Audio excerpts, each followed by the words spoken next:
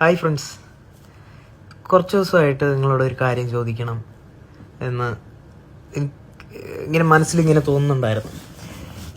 ബബ്ബ movie റിലീസിൻ്റെ അന്ന് തന്നെ പോയി കണ്ടു. ഞാനൊരു എൻജോയ്മെൻറ്റ് മൂഡിൽ തന്നെയാണ് പോയത്. അതുകൊണ്ട് തന്നെ എനിക്ക് വലിയ പ്രശ്നമൊന്നും മൂവിയിൽ തോന്നിയില്ല. പക്ഷേ എനിക്ക് വലിയൊരു പോരായ്മ തോന്നി എന്താണെന്ന് വെച്ച് കഴിഞ്ഞാൽ, ഞാൻ പടത്തിൽ ഒരാളെ ഭയങ്കരമായിട്ട് മിസ് ചെയ്തു. കാരണം ദിലീപേട്ടൻ്റെ ഒരുപാട് പടത്തിലെ സീനുകളെ കണക്ട് ചെയ്തുകൊണ്ടുള്ളൊരു ഒരുപാട് സീൻസ് ഈ മൂവിയിലുണ്ട്.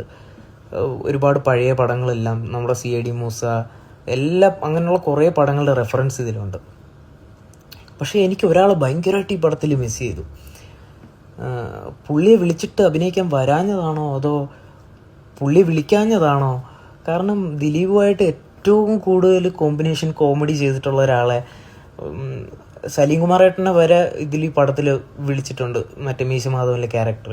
പക്ഷേ ഈ പുള്ളിയെ ഞാൻ ഭയങ്കരമായിട്ട് മിസ് ചെയ്തു. ആരെയെന്ന് വെച്ചാൽ നമ്മുടെ ഹരിശ്രീ അശോകൻ ചേട്ടനെ ഭയങ്കരമായിട്ട് മിസ് ചെയ്തു. കാരണം ദിലീപിൻ്റെ ഇങ്ങനെ ഒരു പടം വരുമ്പോൾ അതിനകത്ത് പുള്ളി ഉണ്ടാവേണ്ടതാണ്. എന്തുകൊണ്ടായിരിക്കും പുള്ളി വിളിക്കാഞ്ഞതാണോ അതോ പുള്ളി അഭിനയിക്കാൻ വരാഞ്ഞതാണോ? എന്തായിരിക്കും കാരണം? നിങ്ങളുടെ അഭിപ്രായം ഒന്ന് കമൻറ്റ് ചെയ്യുമോ?